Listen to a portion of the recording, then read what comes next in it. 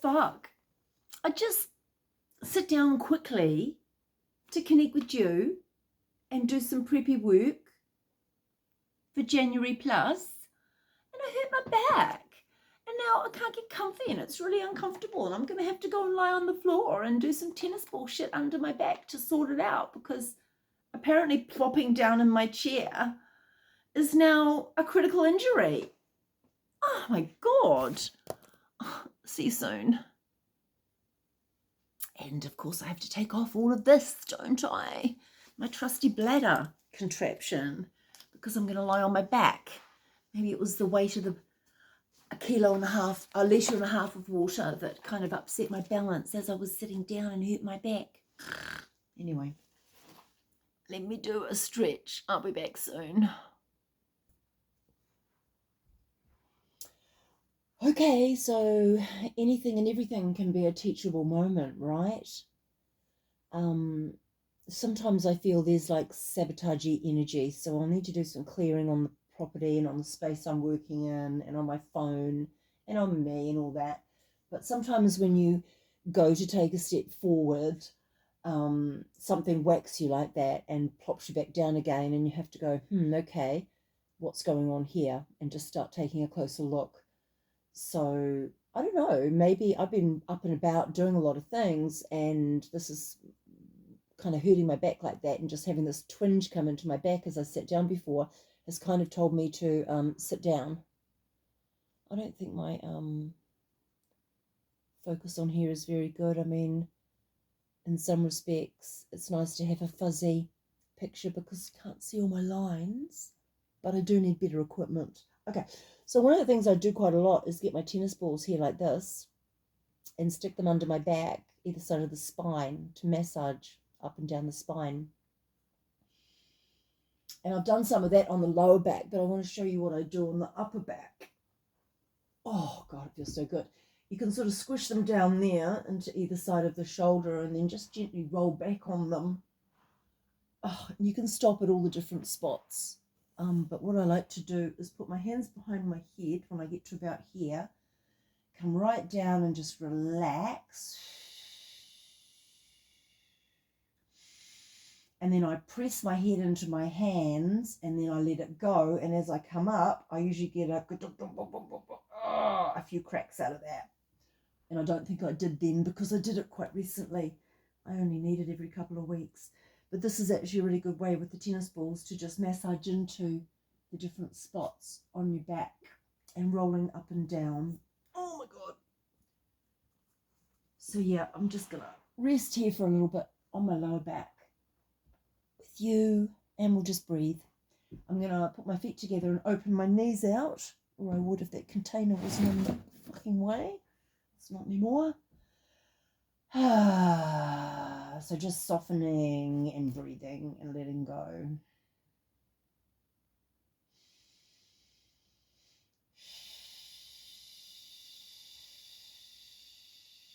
A longer out breath really helps the nervous system to realize that it's safe to let go and relax.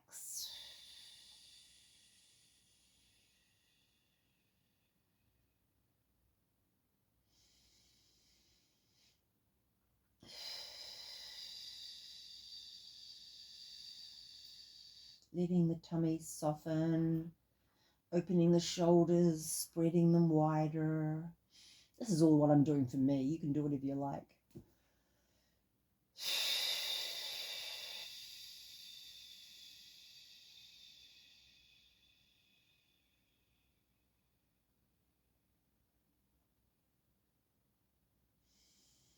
Because what I really kind of came to talk to you about initially was the various things I'm going to be doing on my YouTube channel next year. Because I do my working life, I've learned a lot of stuff, right? And I want to get it up here now. I'm done with a lot of the other things I'm doing, and I want to do this. So I want to teach you about Reiki. That's number one. I want to teach you about breath work. That's number two. There are various forms of breath work that I can do, the rebirthing, soma, what's the other one? Ecstatic breath, and learned a lot about breath in the workshops and teachings I've been doing in the last 25 years. So Reiki and breath work, that's all really good. And then I also am a bit of a sewer and a craftaholic. So I want to be showing you some of the things I do there. I literally had a family Christmas yesterday when my brother came up from Christchurch, my other brother and a few friends, close friends, and there was about 20 of us, and it was really cool. And what I decided to do was make things, and I'd already had a pile of stuff made, like bags and doggy poo bags and hats. Hang on, I'm going to sneeze. Don't know where that came from. I'm warning you, there's usually 3 sneezes. Yeah, so what I did yesterday was packaged up, the night before anyway, kind of packaged up, because some of it I didn't. For the girls, I packaged up stuff. And everyone got their own gift of 3 or 4 pieces of the stuff that I've been making. And the boys all got a travel pillow, some magnesium oil, and some cookies. I made about 100 cookies the day before. So I'm a very versatile lady. I can do a lot of different things. And I really like to show you some of my cooking, and especially my baking. And I want to do sourdough bread too. I need to get a good starter, and I've tried making my own and only got so far, and then I just left it to go bad, and I need to start again. So, it's all learning, isn't it?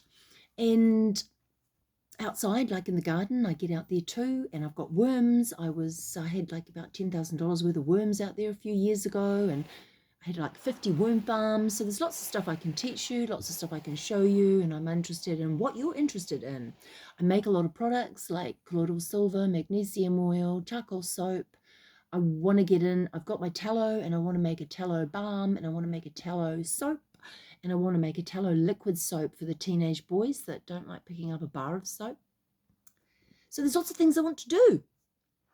So I was going to sit here and start planning all that, and then I heard kind of my back went, ugh. So it's interesting. I'm going to take a bit more time to look at that, but I wanted to tell you anyway while we were rolling around on the floor what we're up to. My little 3-kilo dog now has a wardrobe of like 13 dresses. That's something I've been doing recently. And one of the issues is I like listening to things on YouTube or different podcasts while I'm doing my crafty stuff. And if I had another phone, then I could do the listening and do the recording and or just videoing me doing the things so that I can go and do voiceovers later. Anyway, so I want to get all the equipment happening soon when I've got some cash. And this is just, I tell you, I'm really fuzzy, but I look quite good fuzzy because I'm 58 and I'm not a spring chicken anymore, so they say. Am I an old ewe? I don't know. What am I? I'm a crone is what I am. I've been the mother, I've been the maiden, and I've been the mother, and now I'm the crone. Because you see, this year, and this is why a lot of change is happening, this year is my boy, my youngest, has just finished his exams. He's 18. He's just finished exams. He's going on to do some work while thinking about doing some extra study, but it's over. My mothering, my direct mothering of children to you're a functional human being and you don't need me right now so much. No, I still help out, right? But it's good. He's moved downstairs with his girlfriend. So he stood in my house and, they're doing everything independently like little adults. It's just so cute to watch. So, but I'm finished. I've done 26 years. My oldest, my twins are 26, and I've done 26 years of basically mothering. I've worked during that, but only for myself. So it's only been a handful of hours a week, if that. I homeschooled them for many years.